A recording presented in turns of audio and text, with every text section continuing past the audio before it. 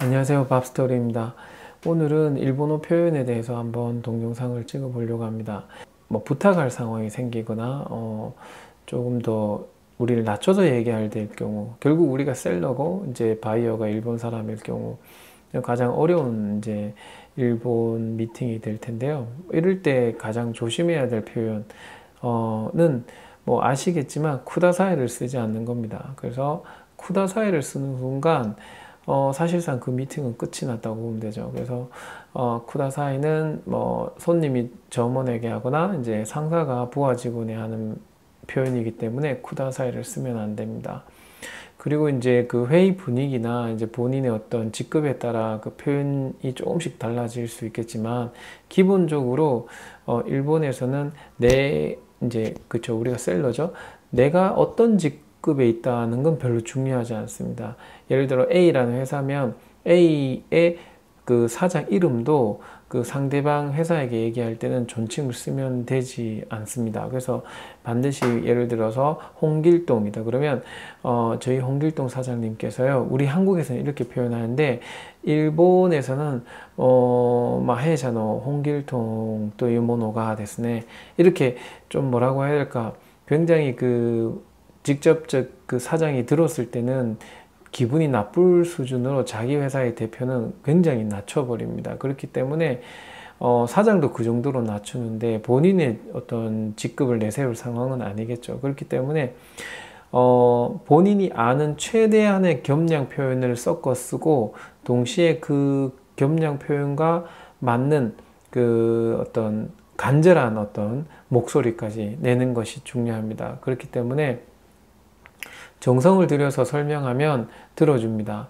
그래서 표현할 때 아까 얘기 드렸던 그 오네가이시마스가 아니라 그 쿠다사이만 빼고 했을 때 오네가이시마스가 이제 외국인이 하는 표현으로서는 인정할 만하다고 생각할 수 있습니다. 하지만 이 오네가이시마스만 툭 던지면 조금 이제 듣는 사람에 따라서 불쾌할 수 있습니다. 특히 네이티브끼리 대화할 때 이렇게 표현하지 않을 것 같고, 메시 오네가이 데키마스 되쇼까?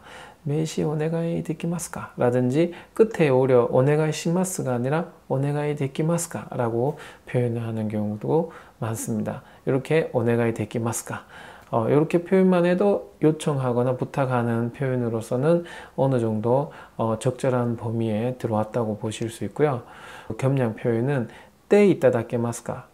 이 표현 많이 들어보셨죠? 때 이따다케마스까? 라든가 이 표현도 자주 씁니다. 그래서 명함물 아까 똑같이 예를 들어서 메시 오쿠테 이따다케마스까? 라든지 그 면접을 보고 난 다음에 메일로 그 결과를 통보해 달라고 할 때도 메일로데 오쿠테 이따다케마스까?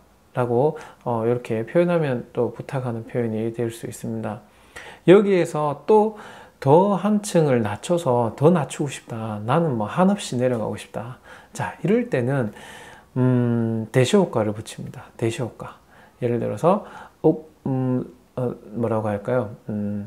오쿠테 이타다케마스 대시효과, 이렇게 표현하면 됩니다. 참 그 일본어가 어려운 게 이런 겁니다. 그 자꾸 문장이 길어집니다. 상당히 사실은 보내주실 수 있을까요? 라고 하면 이제 끝날 얘기가 일본말에서 이렇게 길어지는 겁니다. 그래서 좀 연습을 하시고요. 이게 익숙치 않으면요. 그래서 고헨지 오네가이 데키마스 데쇼까? 라든지 메일 오쿠테 이타다케마스 데쇼까? 라든지 예를 들어서 그 메일로 다시 얘기하면 메일 오쿠테 이타다케레바 또 오모이마스, 이런 표현도 씁니다. 예를 들어서 오쿠테 이타다케레바 또 오모이마스, 어떤 느낌인지 알겠죠? 그러니까 메일을 받았으면 합니다. 이런 표현이죠. 그러니까 지금 말씀드린 뭐라고 할까요?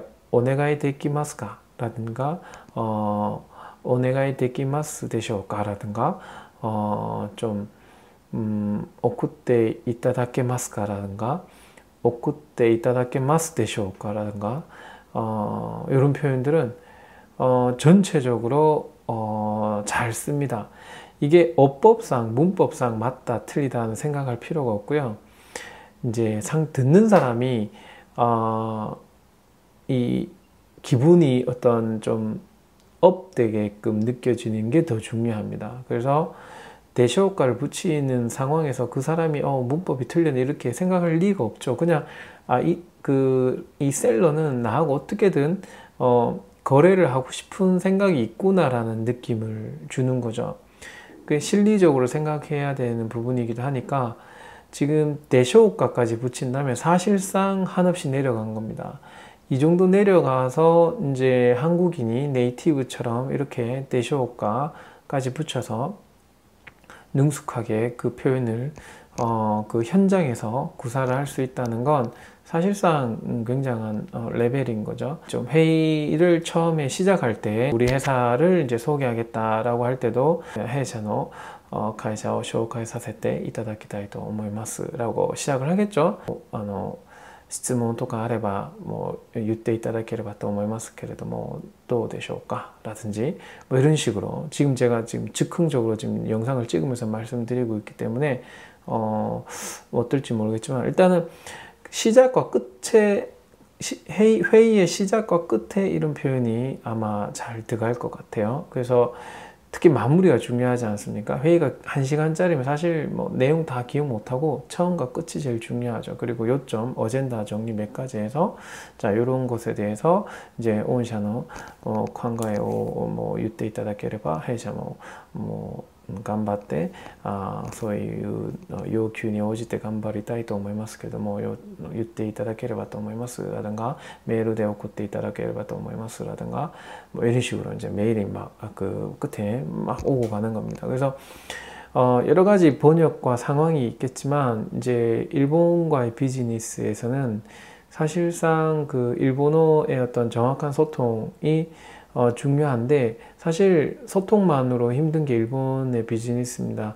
그래서 기본적인 일본의 어떤 맞는 일본 사회에 맞는 그 애티튜드, 태도와 어떤 그런 뭐라고 할까요? 그 어떤 자세 이게 기본이 되어 있지 않으면 이제 계속 그 기코치나이한 부분이 생기게 됩니다. 그런 기코치나이한 부분이 자꾸 생기면 그 일본 분들이 좀 불편해하죠. 일본 사람들이. 그래서 한국 사람들도 그건 좀 마찬가지인 것 같은데 그래도 일본이 조금 더 까다롭게 이렇게 많이 세팅이 되어 있어요. 아까 문장도 보시면 아시겠지만 너무 길잖아요. 굳이 이렇게까지라는 생각이 드는데 그렇게 하더라고요. 그렇게 하니까 또 그렇게 제가 이제 바이어일 때도 있으니까 그렇게 영업이 들어오면 또 막 말을 할 수 없잖아요. 그러니까 또 높이게 되고 그러다 보니까 서로 이게 약간 이제 좀 토마시 빙빙 돌아가는 좀 말이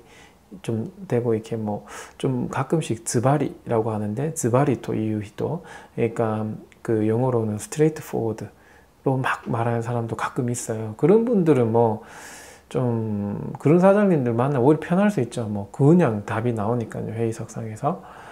그렇지 않은 경우는 이게 참 막 그 돌아가고 힘듭니다. 그리고 많이 그 실패율도 높고 미팅만 잘 끝나고 결과는 없는 그런 아주 허탈한 비즈니스가 시작이 될 수가 있습니다. 그래도 그 기본은 아까 말씀드렸던 정확한 언어 구사와 그 다음에 그 어떤 태도 애티튜드가 같이 합쳐져야 일본 사람이 느끼는 대화의 범주 안에 들어간다.